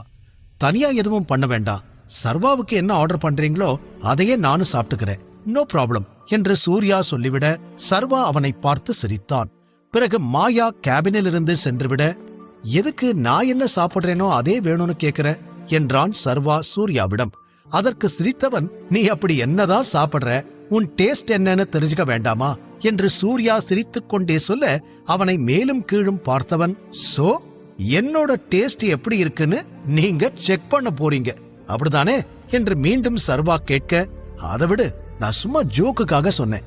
ஆமா, நாளைக்கு எங்கேயோ போகணும்னு சொன்னியே, எங்க போகணும் என்று சூர்யா கேட்க, அது நான் ராயப்பனுக்கு ஒரு ப்ராமிஸ் பண்ணி இருந்தேன், அதை நிறைவேற்றுறதுக்கு இட்டலி போகணும். அது ஒன்றும் பெரிய வேலை இல்லதான், பட் நான் போயிட்டு வர 2 days ஆகும் என்று சர்வா கூற, ஓகே, அங்க என்னென்ன அரேஞ்ச்மெண்ட்ஸ் பண்ணணும்னு சொல்லு, நீ போறதுக்கு ஸ்டே பண்றதுக்கு அங்க உனக்கு யூஸ் பண்ண கார் எல்லாத்தையும் நான் ரெடி பண்ணிடுறேன் என்று சூர்யா ஆர்வமாக கேட்க, சில நொடிகள் யோசனை செய்த சர்வா, ஸ்பெஷலா எந்த ஏற்பாடும் பண்ண வேண்டாம், என்னென்ன தேவையோ அதெல்லாம் நீயே பார்த்து பிளான் பண்ணி அரேஞ்ச் பண்ணிடு.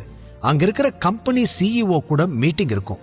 அது மட்டும் இல்லாம ஆலியா இப்ப பாத்துக்கிட்டு இருக்கிற கம்பெனில ஏதோ ஷேர்ஸ் இஷ்யூஸ் இருக்குன்னு சொன்னா, அது எனக்கு ஒன்னும் புரியல, சோ அங்க போய் என்ன பிரச்சனைன்னு பார்த்து அதையும் சரி பண்ணணும் என்று சர்வா அடுத்தடுத்து சொல்ல, அப்படின்னா மினிமம் 3 நாள் அங்க ஸ்டே பண்ற மாதிரி இருக்கும், ரைட் என்று கேட்ட சூர்யா, நோ ப்ராப்ளம், எல்லாத்தையும் நான் பாத்துக்கிறேன், அண்ட் பாதுகாப்புக்கு பாடி கார்ட்ஸும் ரெடி பண்ணிடுறேன் என்று சொல்லிக்கொண்டே வர, சரி என்று தலையாட்டிய சர்வா திடீரென ஏதோ யோசித்து விட்டு, எனக்கு இப்பதான் ஞாபகம் வருது, நாம இன்னைக்கு பேலஸ்ல ஸ்பைன்னு சந்தேகப்பட்டு 2 பேரை பிடிச்சோமே, அவங்க இப்ப என்ன பண்றாங்க? அவங்கள மீட் பண்ணணும். 2 பேரும் உயிரோட தானே இருக்காங்க என்று சூர்யாவை சந்தேகத்துடன் பார்த்து சர்வா கேட்க, அதற்கு சிரித்தவன், எஸ் எஸ், உயிரோட தான் இருக்காங்க, பலத்த பாதுகாப்போடு பத்திரமா வச்சிருக்கேன், வெளியில விட்டிருந்தா இந்நேரம் அவங்க உயிரோடு இருக்க வாய்ப்பே இல்லை என்று சூர்யா கூறியதும், சரி என்று கூறிய சர்வா, நாம அவங்க 2 பேரையும் விசாரிக்கணும் என்று சொன்னான். எப்படியும் அவர்களை விசாரித்தால் இந்த உளவாளி வேலைக்கு பின் இருப்பது யார் என தெரிந்துவிடும் என்று நினைத்தான். இங்கு அவன் வேலையில் மூழ்கிப் போயிருக்க, இன்னொரு புறம் அர்ஜுன் ஷிவானி கம்பெனியான டிஜிட்டல் வேர்ல்ட் வாசலில் வந்து நின்றான். அந்த பில்டிங்கையே சில நொடிகள் பார்த்து கொண்டிருந்தவன் உள்ளே நுழைந்தான். ஏற்கனவே அந்த கம்பெனியில் அவனுக்கு பிசினஸ் ரீதியான பழக்க வழக்கங்கள் இருந்ததால் அங்கு பலருக்கும் அவனை தெரியும்.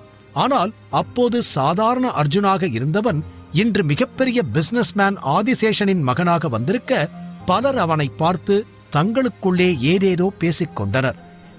ஒரு புறம் அவன் பார்க்கவும் வசீகரமாக இருக்க, இன்னொரு புறம் அவனது பின்புலம் அவர்களை இன்னும் அதிகமாகவே ரசிக்க வைத்தது. சிலர் அவனை ரசித்துக் கொண்டிருந்தாலும் அங்கிருந்த மற்ற சிலர் அவனை வெறுப்புடன் பார்த்தனர். ஒருவேளை அவர்களெல்லாம் டைகரின் அனுதாபிகளாக இருக்கலாம். அர்ஜுனை பார்த்ததும், "வாங்க மிஸ்டர் அர்ஜுன்" என்று செக்ரட்டரி சிரித்த முகமாக அவனை வரவேற்க, "சிவானி இருக்காங்களா?" என்று கேட்டான். "சிவானி மேம் இப்பதான் கிளம்புனாங்க. நீங்க வேணும்னா வெயிட் பண்ணுங்க, அவங்க எப்ப வேணாலும் திரும்ப வரலாம்" என்று அவர் கூற, தலையாட்டியவன், "ஓகே, நோ ப்ராப்ளம்" என்று கூறி லிப்டை நோக்கிச் சென்றான். போகும் அவனையே பலரும் பார்த்துக் கொண்டிருந்தனர். நேராக ஷிவானியின் கேபினுக்கு வந்தவன் அவள் அறையிலேயே அமர்ந்து காத்திருந்தான். அரை மணி நேரத்தில் மீண்டும் ஆபீஸுக்கு வந்த ஷிவானி தனது கேபினில் அர்ஜுன் அமர்ந்திருப்பதைக் கண்டு கடுப்பானவள், "நீ இங்கே என்ன பண்ற?" என்று கேட்டாள். "உன்னை பார்க்கறதுக்கு தான் வந்தேன். உன்கிட்ட ஒரு முக்கியமான விஷயம் பேசணும்" என்று அவன் கூறியதும் எரிச்சலுடன் பார்த்தவள், "உன்கிட்ட பேச விருப்பம் இல்லைன்னு நான் ஏற்கனவே சொல்லிட்டேன். முதல்ல என் கம்பெனியை விட்டு வெளியில போ, இல்லனா நான் செக்யூரிட்டியை கூப்பிட வேண்டியிருக்கும்" என்று படபடவென கூறினாள்.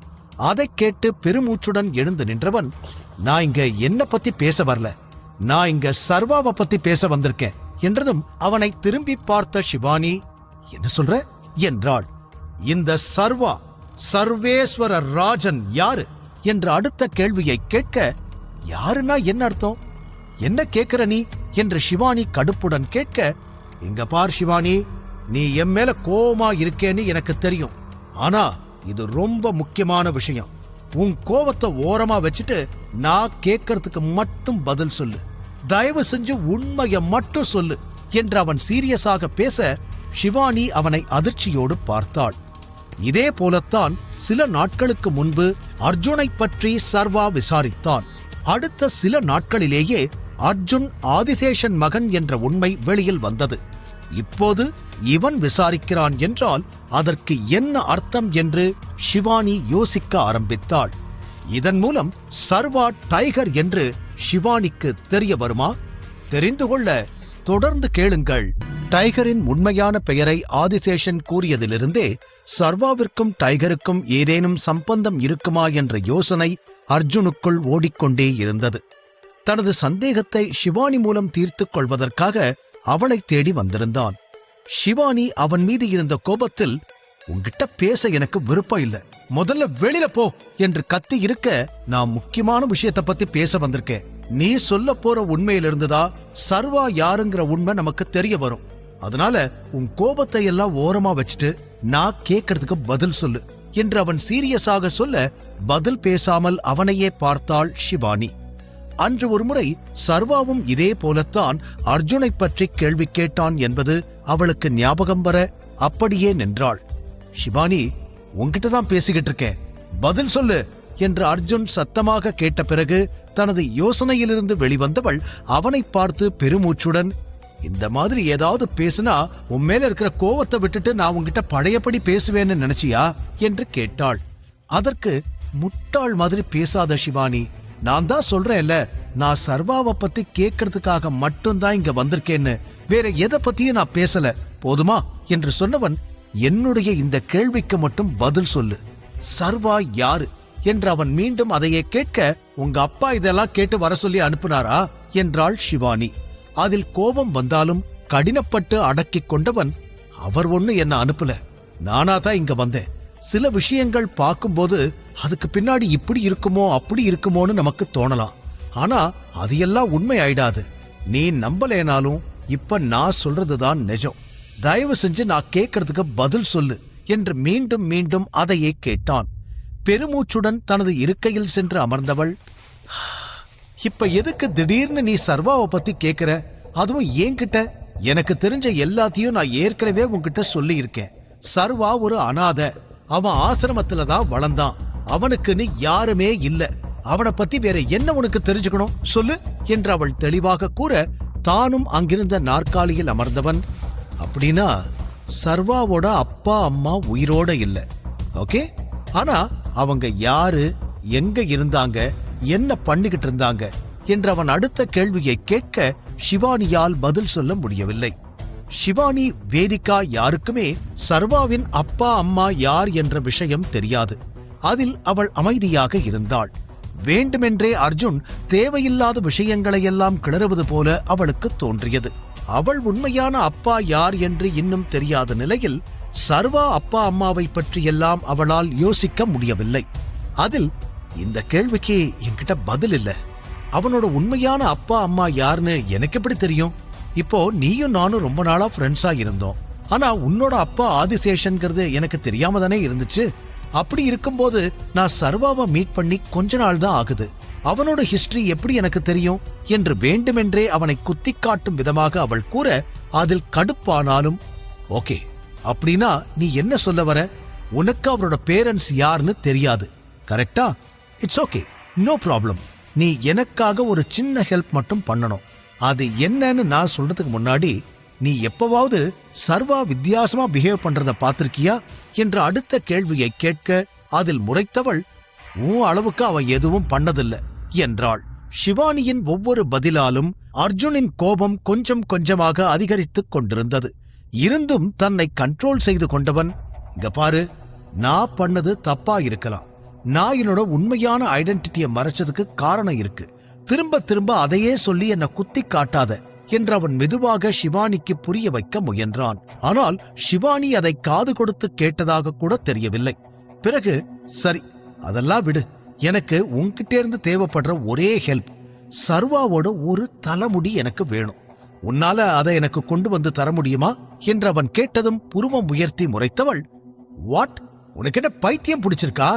அவனுக்கே தெரியாம எப்படி அவனோட முடிய கொண்டு வர முடியும் என்று அவள் கோபத்துடன் கேட்க, கமான் ஷிவானி, அது ஒன்னும் அவ்வளோ பெரிய கஷ்டம் கிடையாது. நீ அவனுக்கு ரொம்ப க்ளோஸ் தானே, நீ நினைச்சா இத பண்ண முடியும் என்று எப்படியாவது ஷிவானியை இதற்கு சம்மதிக்க வைக்க முயன்றான். ஆனால் அவளோ அதற்கு முறைத்தவள், அது ஈஸியா இருந்தாலும் நான் எதுக்காக அதை பண்ணணும்? உனக்கு வேணும்னா நீயே டைரக்டா போய் அவன்கிட்ட கேட்டு வாங்கிக்க வேண்டியதுதானே. நீங்க 2 பேரும் தான் ரொம்ப க்ளோஸ் ஃப்ரெண்ட்ஸ் ஆச்சே என்று அவள் முகத்தை சுளித்துக் கொண்டு சொல்ல, அது அப்படி இல்ல ஷிவானி, நான் சொல்ற விஷயம் உனக்கு புரிய மாட்டேங்குது. நான் எதுக்காக என்று மீண்டும் அவன் விளக்கம் சொல்ல, போதும் அர்ஜுன், நீ சொன்னதெல்லாம் நான் கேட்ட வரைக்கும் போதும், இதுக்கு மேல எதுவும் பேசாத என்று அத்தோடு பேச்சை நிறுத்திவிட்டாள் ஷிவானி. வேறு வழியில்லாமல் எழுந்து நின்றவன், நான் உன்கிட்ட கேட்டதெல்லாம் நீ யார்கிட்டயும் சொல்லாத, இதெல்லாம் இப்படியே மறந்துடு என்று கூறினான். கண்டவங்க சொல்றதையெல்லாம் ஞாபகம் வச்சுக்கணும்னு எனக்கு அவசியம் இல்ல, நீ முதல்ல இங்கிருந்து கிளம்பு என்று வேண்டுமென்றே அவனை காயப்படுத்தும் நோக்குடன் சொன்னவள் கதவை நோக்கி கையையும் காட்டினாள். அவளை ஒருமுறை அழுத்தமாக பார்த்தவன் அவள் ஆபீஸிலிருந்து கிளம்பிவிட்டான். அவன் சென்ற பிறகு ஷிவானியின் முகம் மாறியது. திடீரென அர்ஜுன் எதற்காக இப்படி ஒரு உதவியை கேட்டு வரவேண்டும் என்று அவளால் புரிந்து கொள்ள முடியவில்லை. அதே நேரம் பார்க்கிங் ஏரியாவிற்கு வந்து தனது காரில் ஏறி அமர்ந்த அர்ஜுன் தன்னுடைய ஆளுக்கு போன் செய்தான். நான் சொல்றத கவனமா கேளு என்று சொன்னவன், எனக்கு ஒரு ஆள் வேணும், நல்ல ஃப்ரெண்ட்லியான ஆளா இருக்கணும், ஒருத்தங்கிட்ட இருந்து அவனோட பர்சனல் பொருள் ஒண்ணு எடுக்கணும், அதை செய்யற மாதிரி ஒரு ஆளை ரெடி பண்ணி அனுப்பு என்று அவன் கூறியதும், ஓகே பாஸ், ஆனா எந்த மாதிரியான விஷயத்தை எடுத்துட்டு வரணும், அது எவ்வளவு பெருசு என்று அந்த பக்கம் இருந்தவன் கேட்க, காரை ஸ்டார்ட் செய்து பார்க்கிங்கிலிருந்து வெளியில் வந்த அர்ஜுன், அவ்வளோ பெரிய விஷயம் கிடையாது, அவன் தலைமுடி மட்டும் எனக்கு தேவை, அதுவும் ஒரே ஒரு முடி இருந்தா கூட போதும், டார்கெட்டோட போட்டோ, அவன் பேரு, டீடைல்ஸ் எல்லாத்தையும் நான் உனக்கு அனுப்பி வைக்கிறேன், எவ்வளோ சீக்கிரம் முடியுமோ அவ்வளோ சீக்கிரம் இந்த வேலை முடியணும் என்று அர்ஜுன் கூறியதும் அந்த பக்கம் ஓகே பாஸ் என்ற உறுதியோடு அழைப்பு துண்டிக்கப்பட்டது. எப்படியாவது சர்வாவின் DNA சாம்பிளை எடுத்துவிட அர்ஜுன் துடித்துக் கொண்டிருக்க, இந்த பக்கம் சர்வா, சூர்யா இருவரும் தங்களது பிரைவேட் ஜெட்டில் கிளம்பியிருந்தனர். இட்டாலி செல்வதற்கு முன்னர் ஸ்பை விசாரணையை முடித்துவிட நினைத்து இருவரும் கிளம்பியிருந்தனர். ஏர்போர்ட் வாசலிலேயே சூர்யாவின் ஆள் காரோடு காத்துக் கொண்டிருக்க இருவரும் பேலஸுக்கு சென்று கொண்டிருந்தனர். அப்போது யோசனையோடு சர்வாவை பார்த்த சூர்யா, இங்க ஆளுங்க ரொம்ப கம்மியா இருக்காங்க, நான் முன்னாடியே சொன்னேன்ல, கொஞ்சம் ஹையர் பண்ண வேண்டி இருக்கு என்று கூறினான். அதற்கு உடனே முடியாது என்று தலையாட்டிய சர்வா, நான் தான் ஏற்கனவே சொல்லி இருக்கேன்ல, நமக்கு தெரியாம கம்பெனிக்குள்ள நம்மளோட இடத்துக்குள்ள எவ்வளவோ ஸ்பை ஊடுருவி இருக்காங்க, ஆதிசேஷன் நம்மளோட ஒவ்வொரு மூவையும் பார்த்துக்கிட்டே இருக்கான், இப்போ நாம ஆள் எடுக்கிறோன்னு தெரிஞ்சா இன்னும் நிறைய ஸ்பைய தான் நமக்கு தெரியாம உள்ள அனுப்ப ட்ரை பண்ணுவான், இந்த நேரத்துல என்னால ரிஸ்க் எடுக்க முடியாது என்று சர்வா தெளிவாக கூறிவிட சூர்யாவிற்கு அது புரிந்தாலும், நீ சொல்றது சரிதான், பட் நீயும் சில விஷயங்களை புரிஞ்சுக்கணும். கரண்ட் சிச்சுவேஷன் மோசமா இருக்கு. சீனியர்ஸ் கூட இத பத்தி பேச மாட்டாங்க. பட் நீ எப்படி இருந்தாலும் இத ஃபேஸ் பண்ணித்தான் ஆகணும் என்று சூர்யா ஏதேதோ பேசிக்கொண்டே போக புருவம் உயர்த்திய சர்வா, நீ என்ன சொல்ற, என்ன ஃபேஸ் பண்ணணும் என்று கேட்டான். முகத்தை வேறு பக்கம் திருப்பிக் கொண்டவன், நான் இப்போ இப்படி சொல்றேன்னு நீ தப்பா நினைக்காத. மாஸ்க் போட்டுட்டு கூட நீ எல்லார் முன்னாடியும் டைகரா வந்திருக்க கூடாது. எனக்கு புரியுது, ரொம்ப நாளைக்கு நாம இப்படியே மறைஞ்சிருக்க முடியாது. விக்ரமன் அங்கிள், நீ அந்த கிளப்புக்கு பிரசிடென்ட் ஆனா உன்னோட பவர் அதிகமாகும் தான் அந்த ஐடியாவை கொடுத்தாரு. பட் என்று சூர்யா தடுமாறி ஏதேதோ உளறிக்கொண்டே இருக்க, நீ என்னதான் சொல்ல வர, ஸ்ட்ரெயிட்டா சொல்லு என்றான் சர்வா. நான் என்ன சொல்ல வரேன்னா, நீ மத்தவங்கள பத்தி யோசிச்ச அளவுக்கு நம்மளோட ஆட்களை பத்தி யோசிக்கலையோன்னு எனக்கு தோணுது. 10 வருஷமா அவங்க யாருமே டைகரை மீட் பண்ணவே இல்லை. நம்ம மாஃபியா குரூப் கொஞ்சம் கொஞ்சமா வீக் ஆகிக்கிட்டே வருது. அதை சரியா எடுத்து நடத்த யாருமே இல்லை. அவங்கள பொறுத்த வரைக்கும் டைகர் உயிரோட இல்லை. சீனியர்ஸ் எல்லாரும் சேர்ந்து டைகர் இருக்கிற மாதிரி காட்டுறாங்கன்னு நினைச்சுக்கிட்டு இருக்காங்க. ஒரு நாள் மொத்தமா நம்ம மேல இருக்கிற நம்பிக்கையே போயிடும். நீ உயிரோடு இல்லைன்னு கூட அவங்க நம்ப ஆரம்பிச்சிடுவாங்க என்று சூர்யா தன் மனதில் அழுத்திக் கொண்டிருந்த விஷயத்தை சொல்லி முடிக்க, ஜன்னல் பக்கம் திரும்பிய சர்வா, சோ நான் மாஸ்க் போட்டுட்டு எல்லார் முன்னாடியும் வந்ததை விட என்னோட முழு அடையாளத்தை காட்டி வெளியில வந்திருக்கணும். குறிப்பா நம்ம மாஃபியா மெம்பர்ஸ் முன்னாடி வந்திருக்கணும். அதானே நீ சொல்ல வர என்று சர்வா தெளிவாக கேட்டதும் சில நொடிகள் அமைதியாக இருந்த சூர்யா, நான் அப்படி சொல்லல, ஆனா என்று சொல்ல முடியாமல் தயங்கியவன், அவங்களையும் நீ மீட் பண்ணி இருக்கணும்னு சொல்றேன். இப்ப வரைக்கும் அவங்க நம்ம கூட இருக்கிறதுக்கு உண்மையில அவங்க வச்சிருக்கிற நம்பிக்கை தான் காரணம். சோ அந்த நம்பிக்கைய நீயும் காப்பாத்தணும். இல்ல ஒருவேளை உனக்கு முகத்தை காட்ட விருப்பம் இல்லைனா மாஸ்க் போட்டுட்டு அவங்க முன்னாடி வா. நீதான் டைகர்னு மாஸ்கோட அவங்களுக்கு ப்ரூவ் பண்றது ஒன்னும் பெரிய விஷயம் கிடையாது என்று சொல்லி முடித்தவன் சர்வா கையில் அணிந்திருக்கும் மோதிரத்தை காட்டினான். நீதான் டைகர்னு ஈஸியா நம்மளால ப்ரூவ் பண்ண முடியும் என்று சொல்லி அமைதியாகிவிட சர்வாவிற்கும் அவன் சொல்லும் விஷயத்தின் வீரியம் புரிந்தது. மாஃபியா கூட்டத்தை ஒற்றுமையோட ஒரே தலைமையின் கீழ் வைத்திருக்க வேண்டியது மிகவும் முக்கியமான ஒன்று. சரி, நான் இத பத்தி யோசிக்கிறேன், ஏதாவது பண்ணலாம் என்று சர்வா சொல்லி முடிக்கும் நேரம் அவர்களது கார் பேலஸ் உள்ளே நுழைந்தது. சர்வா சூர்யா இருவரும் காரை விட்டு இறங்கினர். சூர்யா சர்வாவிடம், யார முதல்ல விசாரிக்கலான ஐடியா என்று கேட்க சில நொடிகள் யோசித்த சர்வா, அந்த பிளைட் அட்டெண்டன்ட் தனுவை தான் முதல்ல விசாரிக்கணும். அவ ஏற்கனவே ஏதோ சொன்னா, சோ அவகிட்டதான் நிறைய விஷயம் இருக்கணும் என்று சர்வா கூறியதும், சரி என் கூட வா என்று அவனை அழைத்துக் கொண்டு சூர்யா தனுவை அடைத்து வைத்திருக்கும் இடத்தை நோக்கி சென்றான். அந்த பேலஸ் பிரம்மாண்டமாக இருந்தாலும் நிறைய இடங்களில் தூசு படிந்து சுத்தம் செய்யப்படாமல் இருந்தது. புது ஆள் வேண்டான்னு சொன்னா பேலஸ் இப்படிதான் இருக்கும். கிளீனிங்குக்காவது நம்ம புது ஆளை வேலைக்கு எடுத்துதான் ஆகணும் என்று சூர்யா மீண்டும் கூற, அந்த இடத்தை பார்த்து சர்வா, வெளியிலிருந்து வேண்டாம், நான் இந்து கிட்ட பேசுறேன். இந்து கிளீன் பண்றதுக்கு ஆள் அனுப்புவாங்க. எப்படி பார்த்தாலும் ஆதிசேஷனுக்கு இந்துவ தெரியாது. சோ இந்து மூலமா இத செஞ்சா யாருக்கும் தெரியாம நம்ம சமாளிச்சிடலாம் என்று சர்வா கூற, தலையாட்டிய சூர்யா, வேணும்னா வரப்போற கிளீனிங் ஆட்களோட பேக்ரவுண்ட் எல்லாம் நான் செக் பண்ணிடுறேன். நாம ரிஸ்க் எடுக்கிற சூழ்நிலையில இல்லேன்னு எனக்கும் புரியுது என்று சொல்ல, இல்ல அதெல்லாம் ஜிதேஷ் பார்த்துப்பான். அவனுக்கு இந்த ரிசர்ச் பண்றது பேக்ரவுண்ட் செக் பண்றது எல்லாம் கைவந்த கலை. அவனை எதுக்கு இந்த கருடன் தேவையில்லாம இத்தனை வருஷம் ஒரு டம்மி அடியாளா வச்சிருந்தான்னு எனக்கு புரியவே இல்லை என்று சொல்லிக்கொண்டே வந்த சர்வா, அப்புறம் இன்னொரு விஷயம் என்று நிறுத்திவிட்டு, எனக்கு கன் வேணும் என்று சொன்னதும் தலையாட்டிய சூர்யா தனது துப்பாக்கியை சர்வாவிடம் கொடுத்தான். அதை வாங்கிக் கொண்ட சர்வா கையில் கவனமாக வைத்துக் கொண்டவன், இப்ப போலாம் என்றதும் அறையின் கதவு திறக்கப்பட்டு இருவரும் உள்ளே நுழைந்தனர். அந்த இடம் முழுவதும் இருட்டாக இருக்க ஒரு ஓரத்திலிருந்து பெண்ணின் அழுகை குரல் லேசாக கேட்டது. கதவு திறந்தவுடனே தன்னை நோக்கி வருபவர்களை நிமிர்ந்து பார்த்தாள் கை கால்கள் கட்டப்பட்ட நிலையில் இருந்த தனு. சர்வாவையும் சூர்யாவையும் பார்த்ததும் மீண்டும் அழ ஆரம்பித்தவள், நான் எதுவுமே பண்ணல, பிளீஸ் என்ன போக விடுங்க உங்களை கெஞ்ச கேக்குறேன், என்ன போக விடுங்க, என்ன விட்டுருங்க என்று கெஞ்ச ஆரம்பித்தாள். அவளை மேலும் கீழும் பார்த்த சர்வா, ஏதாவது சாப்பிட கொடுத்தீங்களா என்று கேட்டான். சூர்யா அதற்கு பதில் சொல்வதற்குள், காலையிலிருந்து அந்த பொண்ணு எதுவும் சாப்பிடல என்று பின்னால் இருந்து ஒரு குரல் கேட்டது. இருட்டுக்குள் இருந்து ஒருவன் சர்வா சூர்யாவை நோக்கி நடந்து வந்தான். கூடவே, நேத்து வரைக்கும் நல்லாதான் சாப்பிட்டுக்கிட்டு இருந்தா, இன்னைக்குதான் சாப்பிடல என்று சொன்னவன் சூர்யா எதிரில் வந்து நின்றான். சர்வா அவனை மேலும் கீழும் பார்த்தான். ஏனோ அவனை பார்த்ததுமே சர்வாவிற்கு ஏதோ தவறாக தோன்றியது. தனுவிடமிருந்து சர்வாவால் உண்மையை வாங்க முடியுமா? தெரிந்து கொள்ள தொடர்ந்து கேளுங்கள். சர்வாவும் சூர்யாவும் டைகர் பேலஸிற்கு வந்து சேர்ந்திருந்தனர். அங்கு அவர்கள் அடைத்து வைத்திருக்கும் தனுவை விசாரிப்பதற்காக அவள் அறைக்கு வர, அவளும் காலையிலிருந்து எதுவுமே சாப்பிடாமல் இருப்பதாக தெரிந்தது.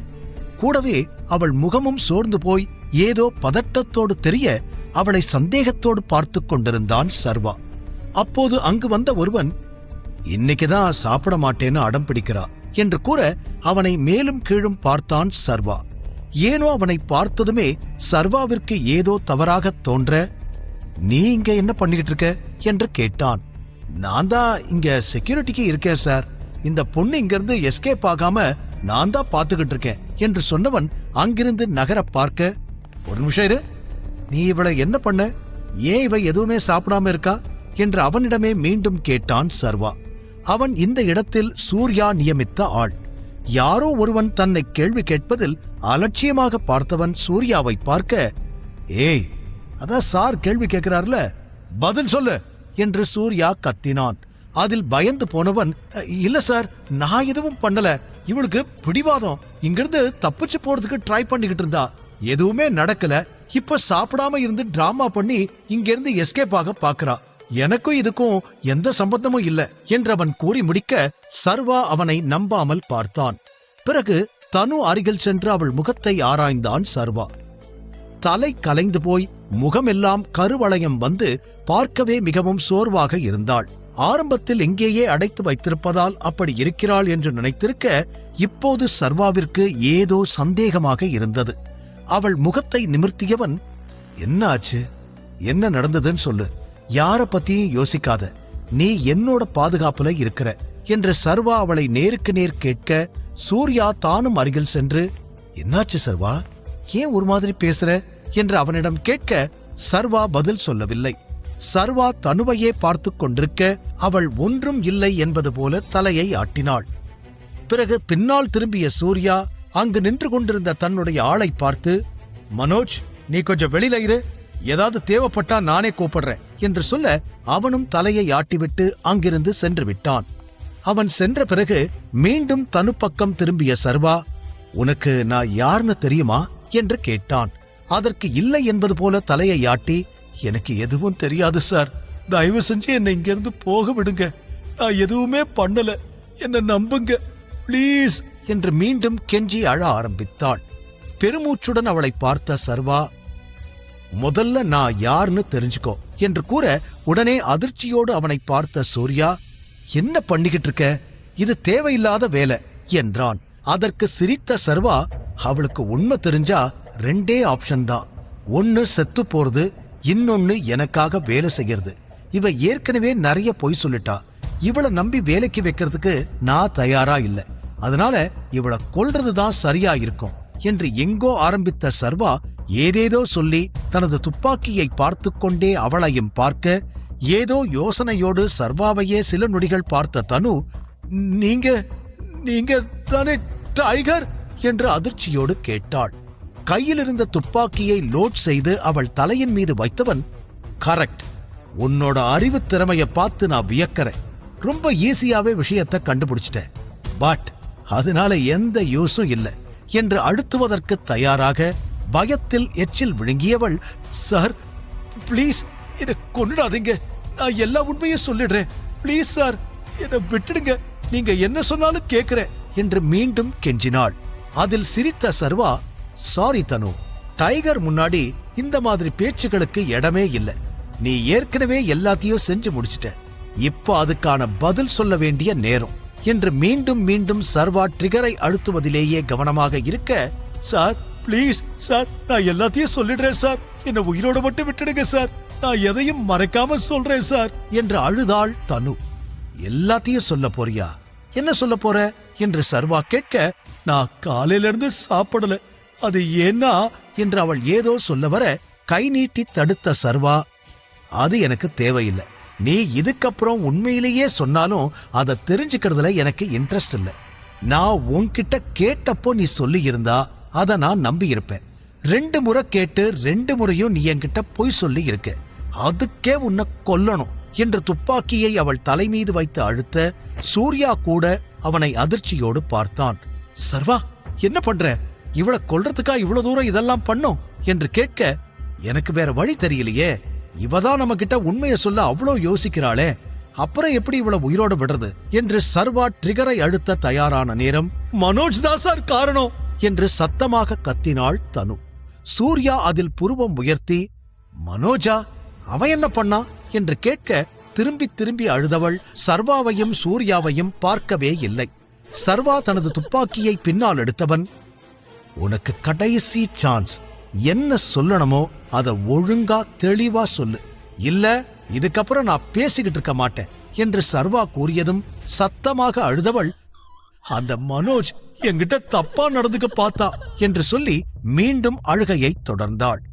வாட் என்று சூர்யா அதிர்ச்சி அடைய, ஆமா சார், நான் சொல்றதுதான் உண்மை, நேத்து நைட்டும் இன்னைக்கு காலையிலயும் என்கிட்ட மிஸ்பிஹேவ் பண்ணான், என்ன டார்ச்சர் பண்றான், அதான் நான் எதுவுமே சாப்பிடல என்று அவள் சொல்லி முடிக்க கையில் இருந்த துப்பாக்கியை இறுக்கமாக பற்றிய சர்வா கோபத்தோடு சூர்யா பக்கம் திரும்பி, அந்த பொறுக்கிய உடனே இங்க இழுத்துட்டு வா என்று கத்தினான்.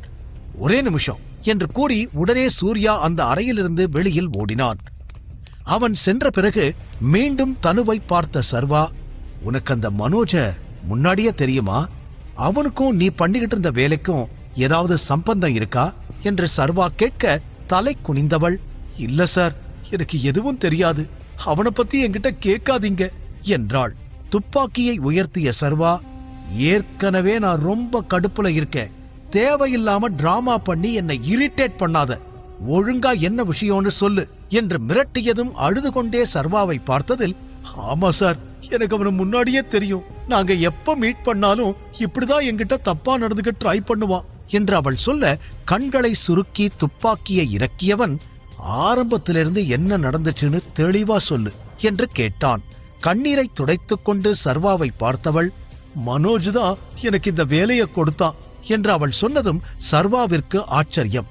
சில நொடிகள் அமைதியாக இருந்த தனு, இந்த வேலைய நான் யாருக்காக பாக்குறேன், எதுக்காக பாக்குறேன்னு எனக்கு எதுவுமே தெரியாது, ஆனா டைகர் பத்தின இன்ஃபர்மேஷன் எல்லாத்தையும் நான் கண்டுபிடிச்சு சொல்லணும். நான் இங்க இருக்கும்போது யாராவது டைகர் பத்தி பேசினாலோ இல்ல எனக்கு வேற ஏதாவது தெரிய வந்தாலோ எல்லாத்தையும் நான் மனோஜ பார்க்கும்போது அவங்கிட்ட சொல்லுவேன். மோஸ்டா 3 நாளைக்கு ஒரு டைம் நாங்க மீட் பண்ணுவோம், எப்ப மீட் பண்ணாலும் அப்படிதான் என்கிட்ட பிஹேவ் பண்ணுவான் என்று அழுது கொண்டே அவள் சொல்லி முடிக்க பற்களை கடித்து சர்வா, அவன் உன்னை மிரட்டினானா என்று கேட்டான். அதற்கு இல்லை என்று தலையாட்டியவள், என்ன மிரட்டினதில்ல, ஆனா பணத்தை வச்சுதான் இதெல்லாம் பண்றான், ஒவ்வொரு முறையும் அவன் சொல்ற வேலையை செஞ்சா எனக்கு 10 லட்சம் ரூபாய் தருவான் என்று அவள் சொல்லி முடிக்க சர்வா எரிச்சலோடு பார்த்து, கேவலம் 10 லட்சம் ரூபாய்க்காக உன் உயிரோட விளையாடுனது இல்லாம உன் மானத்தையும் இழக்க நீ முடிவு பண்ணிட்டியா? உனக்கே இது கேவலமா இல்ல? நீ யாரோட இடத்துக்கு வந்திருக்க? இது என்ன வேலைன்னு உனக்கு தெரியுமா என்று சர்வா கோபத்துடன் கேட்க அதற்கும் அழுது கொண்டே தலையாட்டியவள், என்னோட ஒரே பையன் கேன்சர்ல உயிருக்கு போராடிக்கிட்டு இருக்கான் சார், அவனுக்கு சரியான நேரத்துல ஆபரேஷன் நடக்கலனா அவன் உயிரை காப்பாற்ற முடியாது, அந்த ஹாஸ்பிட்டல் பில்ல கட்டுறதுக்காகத்தான் நான் இதெல்லாம் பண்றேன் என்று சொன்னவள் மீண்டும் கண்ணீருடனே, ஆனா நான் பண்ணது பெரிய தப்புன்னு எனக்கு தெரியும், தயவு செஞ்சு என்ன மன்னிச்சிருங்க, என் மானம் எனக்கு முக்கியம்தான், ஆனா இருந்த சூழ்நிலை என்னை எதையும் யோசிக்க விடல, அந்த மனோஜ் ஒரு மிருகம் மாதிரி தான் என்கிட்ட நடந்துகிட்டான், இப்போ நீங்க எப்படி துப்பாக்கியை வச்சு என்ன மிரட்டுறீங்களோ அவனும் சில நேரம் இப்படிதான் என்ன மிரட்டுவான் என்று அவள் சொல்லிக்கொண்டே போக, சரி நீயே சொல்லு, உனக்கு நான் என்ன தண்டனை கொடுக்கட்டும், மரணமா இல்ல வேற ஏதாவதா என்று சர்வா திடீரென கேட்க அவனை அதிர்ச்சியோடு பார்த்தவளுக்கு இதற்கு மேல் அவனிடமிருந்து தப்பிக்க முடியும் என்ற நம்பிக்கை இல்லை. எனக்கு புரியுது சார், நான் என்னதான் என் பக்கம் நியாயம் இருக்கிற மாதிரி பேசினாலும் நான் பண்ணது மிகப்பெரிய தப்பு. நீங்க என்ன தண்டனை கொடுத்தாலும் நான் ஏத்துக்கிறேன். நீங்க என்ன கொன்னாலும் சரி, அதை ஏத்துக்க நான் தயாரா இருக்கேன். ஆனா என் பையன், அவனை பத்தி மட்டும்தான் நான் கவலைப்படுறேன். நான் செத்து போயிருவேன், ஆனா அவன் வாழணும், எனக்கு அது மட்டும் போதும் என்று மீண்டும் அவள் அழுகையை தொடர்ந்தாள். உன் பையன் இப்ப என்ன கண்டிஷன்ல இருக்கா என்று சர்வா கேட்க, இப்போ அவன் ரொம்ப சீரியஸான கண்டிஷன்ல தான் இருக்கான். டாக்டர் காப்பாத்த முடியாதுன்னு சொல்லிட்டாங்க. இன்னும் ஒரே ஒரு ட்ரீட்மெண்ட் இருக்கு, அத பண்ணுனா சான்ஸ் இருக்குன்னு சொன்னாங்க. அதுக்கு பணம் வாங்கறதுக்காகத்தான் நான் மனோஜ் கிட்ட நேத்து கேட்டேன். அவன் வழக்கம் போல மறுபடியும் அதை சொல்லி மிரட்டி என்கிட்ட தப்பா நடந்துகிட்டான் என்று அவள் நிறுத்தாமல் அதையே சொல்லி சொல்லி அழ, கொஞ்சம் பொறுமையாயிரு என அவளை சமாதானம் செய்தான். விரக்தியாக சிரித்தவள், எப்படியும் பணம் கொடுக்கலனா அவனுக்கு ட்ரீட்மெண்ட் நடக்காது.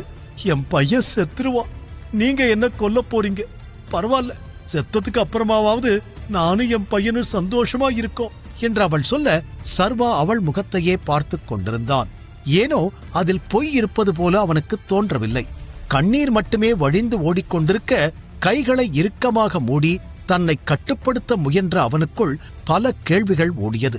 இதே போலத்தான் ஒரு கட்டத்தில் அவனும் மீண்டும் மீண்டும் ராணா ஏன் தன் அப்பாவை கொல்ல வேண்டும், தன்னை ஏன் உயிரோடு விட வேண்டும், தன்னை யார் ஆசிரமத்தில் சேர்த்தது என யோசித்து குழம்பி போயிருந்தான். அப்போது அவளை பார்க்க தான் இருந்த அந்த நிலைதான் ஞாபகம் வந்தது. பெருமூச்சோடு தனது யோசனைகளை தனக்குள்ளே அடக்கிக் கொண்டவன், உன் பையன் பேர் என்ன என்று கேட்டான். அடுத்து என்ன செய்ய வேண்டும் என்பதை ஓரளவிற்கு சர்வா முடிவு செய்திருந்தான். அவள் சொல்லுவது உண்மையாக இருந்தால் அவள் மகன் ஹாஸ்பிட்டலில் இருக்க வேண்டும். அதை உறுதி செய்து கொள்ளவே கேட்டான். அந்த கேள்வியில் அவனை நிமிர்ந்து பார்த்தவள், நீங்க என் பையனையும் கொல்ல போறீங்களா என்று கேட்டு முடிக்க, நான் கேட்ட கேள்விக்கு மட்டும் பதில் சொல்லு என்றான் சர்வா. பெருமூச்சுடன் தனது கண்ணீரை மொத்தமாக துடைத்துக் கொண்டவள், அவன் பேரு சந்துரு என்று சொல்லி மீண்டும் அழ ஆரம்பித்தாள். அவன் இப்ப எங்க இருக்கான், எந்த ஹாஸ்பிட்டல் என்று அடுத்த கேள்வியை சர்வா கேட்க, ஹாஸ்பிட்டல் பேரு மிராக்கிள் என்று சொல்லி முடிக்கும் பொழுது அவளால் அழுகையை கட்டுப்படுத்த முடியவில்லை. தன்னை கொன்றுவிட்டு தன் மகனையும் சர்வா கொல்லப் போகிறான் என முடிவே செய்துவிட்டாள். ஏதோ யோசனையில் அமைதியாக இருந்த சர்வா அந்த அறையை விட்டு வெளியேறினான். உடனே விக்டருக்கு போன் செய்தான். ஹலோ பாஸ் என்று விக்டர் அழைப்பை ஏற்றான். நான் சொல்றத கவனமா கேளு. மிராக்கிள் ஹாஸ்பிட்டலுக்கு போ. அங்க சந்துருன்னு ஏதாவது பேஷண்ட் இருக்காங்களான்னு செக் பண்ணு என்று சர்வா சொன்னதும், ஓகே பாஸ், இப்பவே போறேன் என கிளம்பினான் விக்டர். கூடவே ஏதாவதுனா எனக்கு உடனே கால் பண்ணு என்று சொல்லி அழைப்பை துண்டித்துவிட்டு ஜிதேஷிற்கு கால் செய்தான். என்ன பாஸ், திடீர்னு கால் பண்ணியிருக்கீங்க என்று ஜிதேஷ் கேட்க, நான் சொல்றத கவனமா கேளு. நான் 2 பேரோட போட்டோ, நேம் அனுப்புறேன். அவங்கள பத்தின எல்லா பேக்ரவுண்ட் டீடைல்ஸையும் செக் பண்ணு. அதை உடனே அனுப்பு என்று சர்வா கூற, ஓகே பாஸ், நான் சிஸ்டம் முன்னாடி தான் இருக்கேன், நீங்க அனுப்புங்க, நான் செக் பண்ணிடுறேன் என்று ஜிதேஷ் கூறியதும் அழைப்பை துண்டித்துவிட்டு அவனுக்கு தேவையான தகவல்களை சர்வா போனில் அனுப்பிக் கொண்டிருக்க, இன்னொரு புறம் ஆதிசேஷன் தனது ஆபீஸ் அறையில் அமர்ந்து ஏதோ வேலை செய்து கொண்டிருந்தார். கதவை திறந்து கொண்டு அவசரமாக உள்ளே நுழைந்தான் அர்ஜுன். என்னாச்சு, ஏதாவது பிரச்சனையா என்று ஆதிசேஷன் கேட்க, ஆமா என்று தலையாட்டிக் கொண்டே எதிரில் வந்து நின்றான். அர்ஜுன் ஏதாவது உண்மையை கண்டுபிடித்திருப்பானா? தெரிந்து கொள்ள தொடர்ந்து கேளுங்கள். இந்த எபிசோட் உங்களுக்கு பிடிச்சிருந்தா அந்த வீடியோக்கு ஒரு லைக் பட்டன் கொடுங்க. அண்ட் இந்த மாதிரி தொடர்ந்து வீடியோஸ்க்கு நம்ம சேனலை சப்ஸ்கிரைப் பண்ணிக்கோங்க. தேங்க்யூ.